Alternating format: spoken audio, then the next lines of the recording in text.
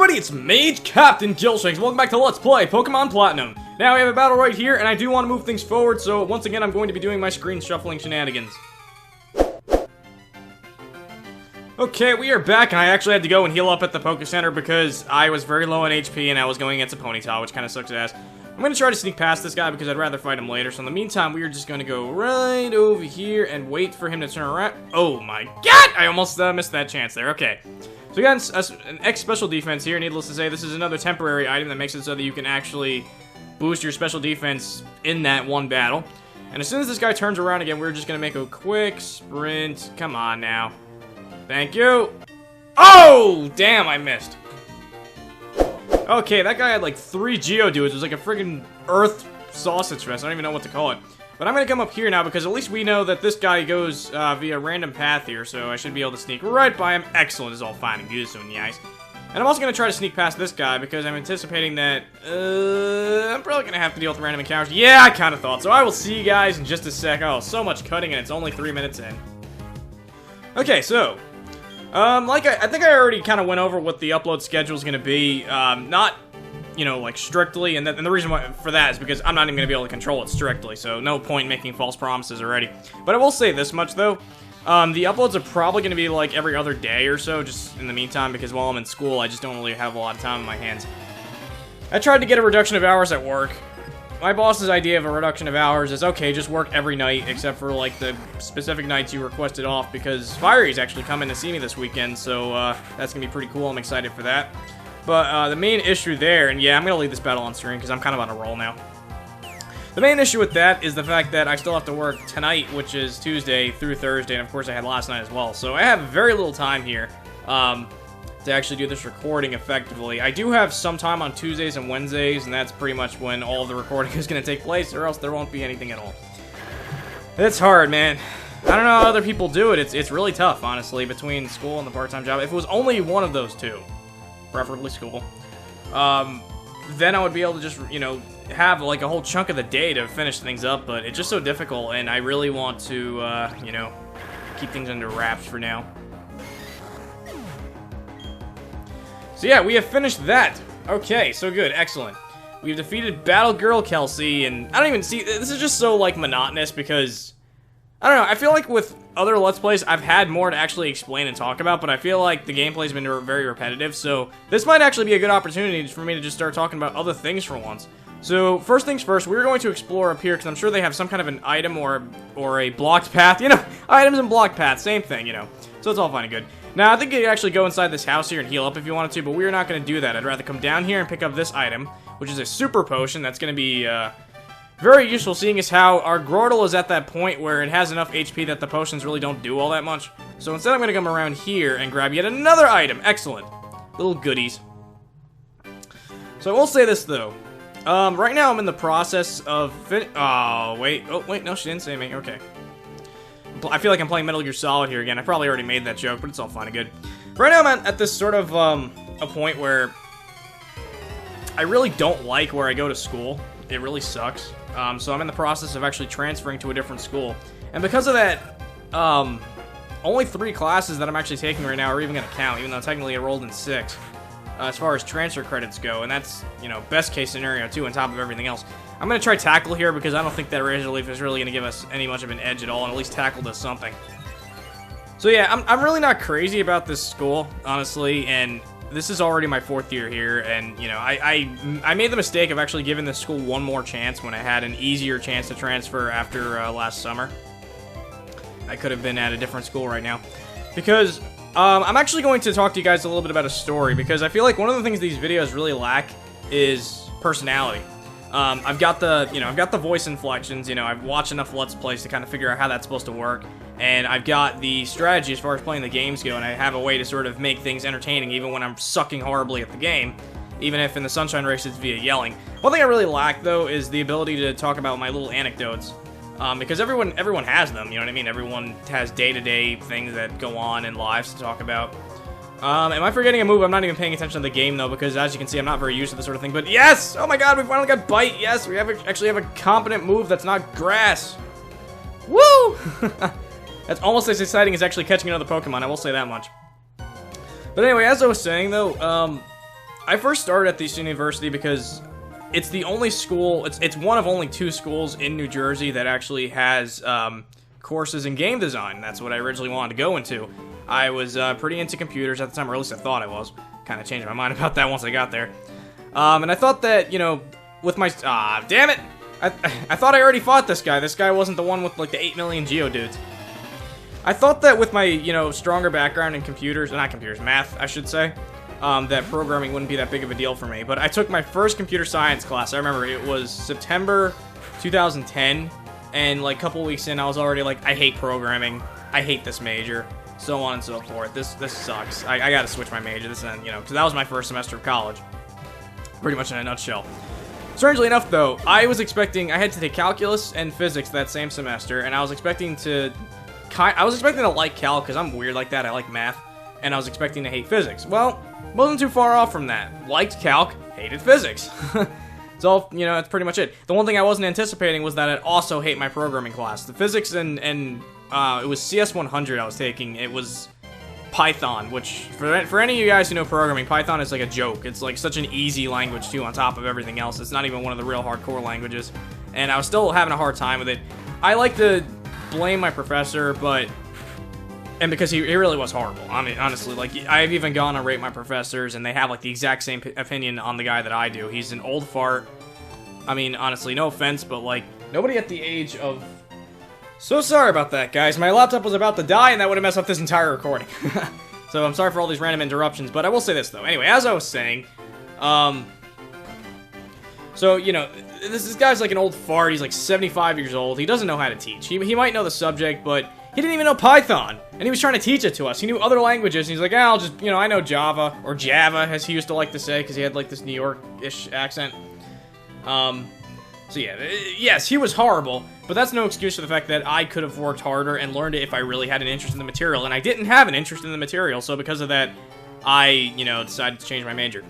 Incidentally, I became friends with a couple of people who are all in mechanical engineering or civil engineering, but my school is very technology-oriented, and there really aren't a lot of majors outside of engineering, computer science, other subdivisions of computer science.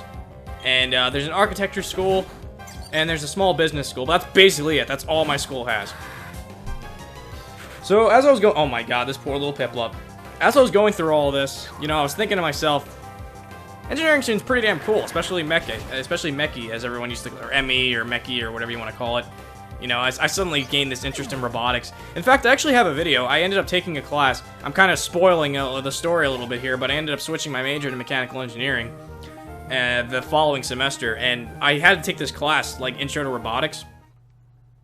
And strangely enough, that was actually a required course.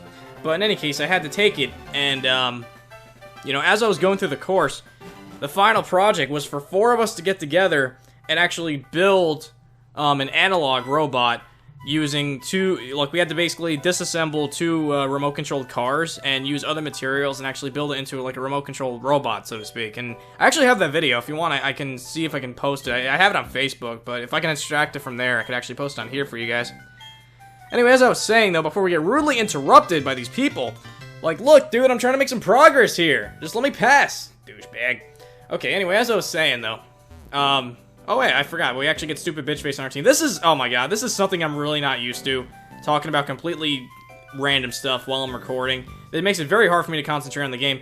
Now, by the way, I will go over this stone over here. This is an area where if you had an Eevee and you trained it here and leveled it up, it would evolve into a Leafeon, which is the grass evolution of Eevee. Seeing as how our grass type has already been established, not to mention it wasn't a very high pick, that's not going to be an option, so I don't feel the need to worry about whether or not I'm spoiling that.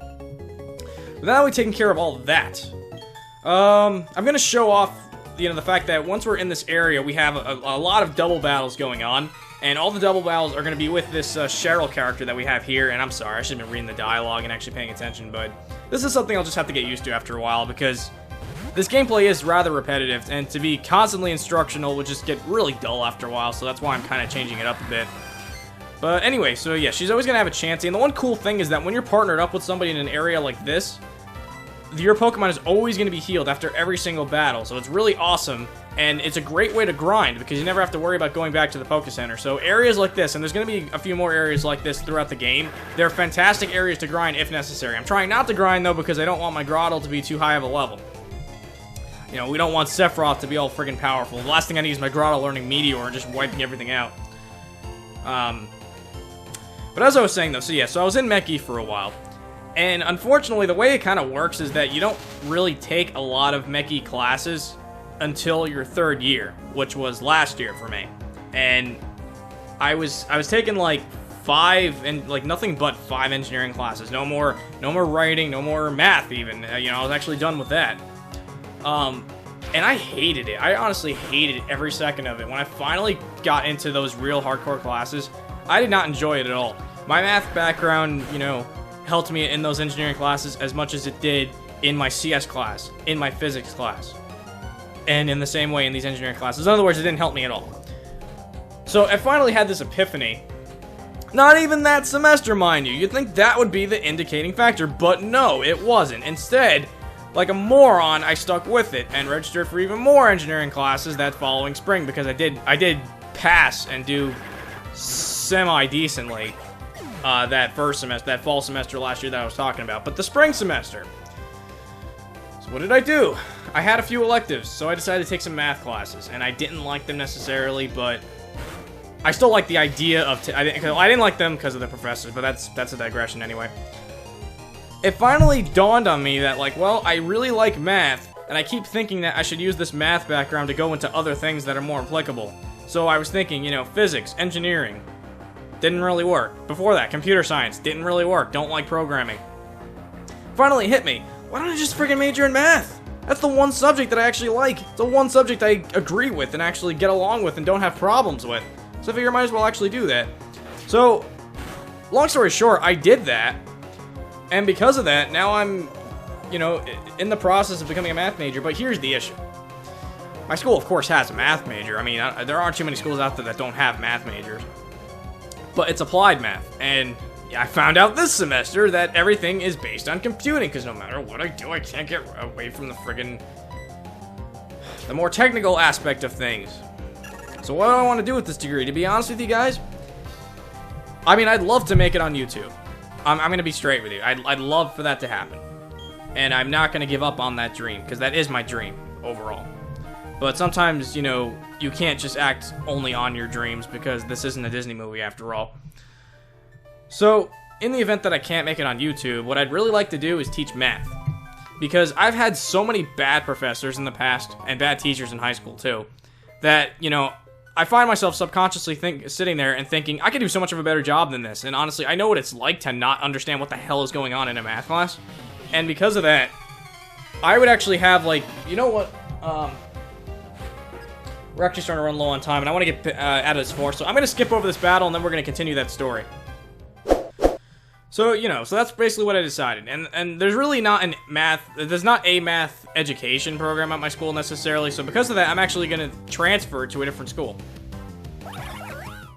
Okay, I decided to skip over that grass patch and this really long double battle that I just got into.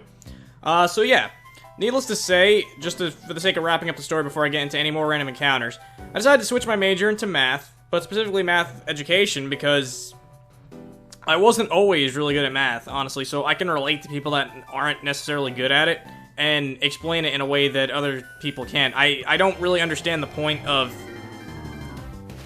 Okay, took care of that. Anyway, I don't really see the point of these people that are so amazing at math becoming teachers, because they can't really relate to students that aren't necessarily good at it because they were never in that situation themselves. So that's pretty much the end of that anecdote now, and we are almost out, and I used a repel, by the way, in order just to get through these grass patches faster, because editing this is going to be hell later today, I can already tell. So we are out of Eterna Forest at long last. Let's read the dialogue. Oh, there's the exit. I'm so relieved we finally got here. I would have never been able to get through this by myself. Thank you so much, Gilshanks. This is my token of appreciation. Please accept it. Obtained the Soothe Bell. Gilshanks put the Soothe Bell in the item's pocket. Thank you for that Soothe Bell. I'm sure we'll meet again somewhere. Bye for now. Okay, so, by the way, this whole forest here is so much of that repel. This whole forest here is known as the Eterna Forest. This leads directly into Eterna City, which is the city of our next badge, which is sad. We're gonna have more badges than we do Pokemon pretty soon, not counting Machop. What's cool about, not necessarily down here, by the way, this is another path right here. Unfortunately, we can't get through because we can't cut down these trees, and the vast majority of you know exactly what those trees are and how to get rid of them, but I'm trying to create a little bit of suspense here. So in any case, we have a bunch of fishermen. I'm probably gonna fight these guys off screen. But in the meantime, this is a brand new route. This is 205, and it leads directly to Eterna City. So welcome to Eterna City. Now, I'd like to explore a little bit before we end things off here and go down. I don't necessarily mind making a longer video because I know that videos are going to become a little more scarce over time.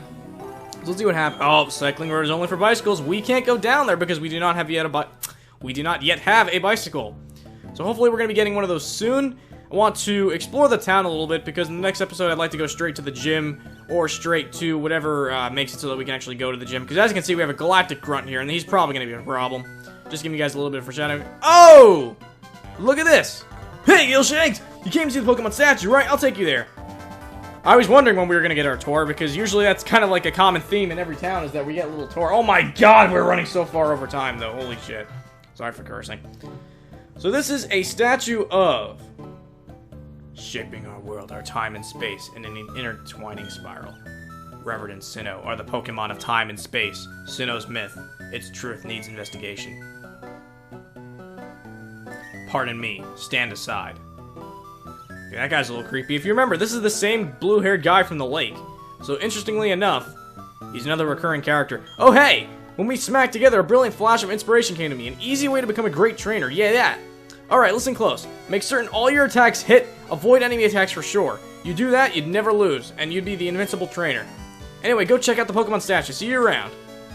Alrighty then. Now that we've explored Eterna City a little bit, and you'll notice that there are a couple bikes here leading me to believe that there is a bike shop nearby. Let's see what route this is, by the way. Okay.